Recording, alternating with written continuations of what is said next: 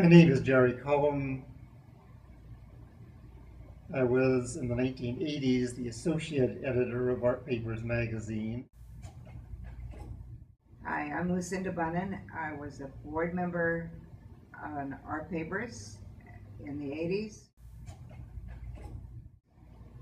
And since Derrida at that moment was the post-structuralist name to conjure with in the art world, along with the other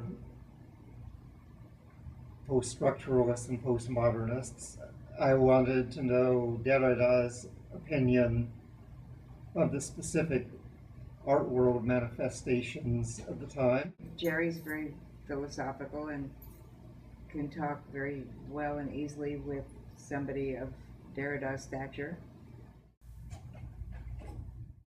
I pointed out that though we had no difficulty finding someone who could translate spontaneously from conversational French, philosophical French was another matter.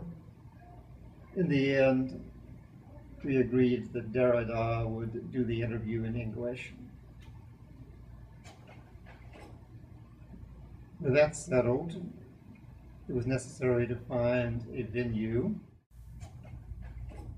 Somebody called me and said that they were looking for some place to interview Jacques Derrida, and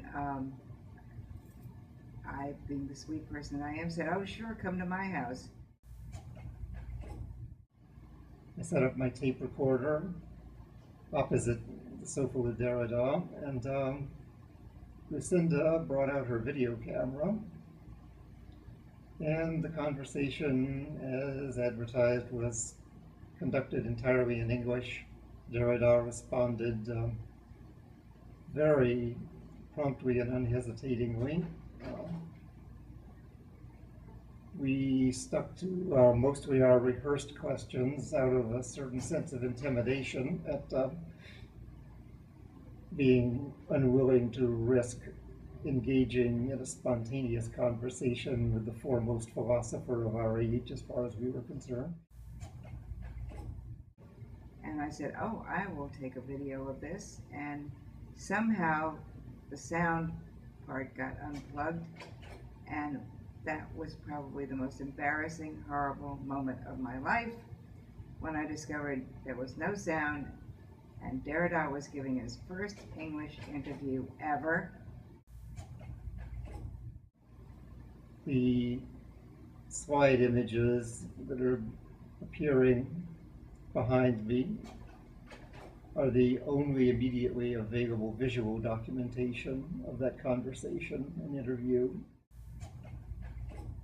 I've never been much of a scholar, and certainly not in the philosophical realm. But he came, and he was just so dashing with his big silver hair.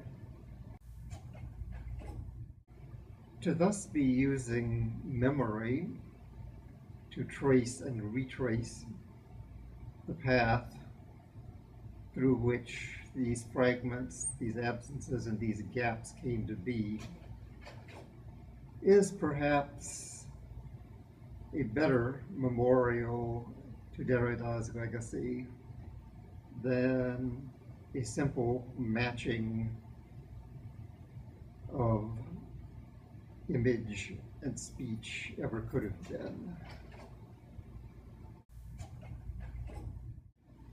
He was dashing, and I don't know what he said. I don't know what he was talking about. I don't understand those things.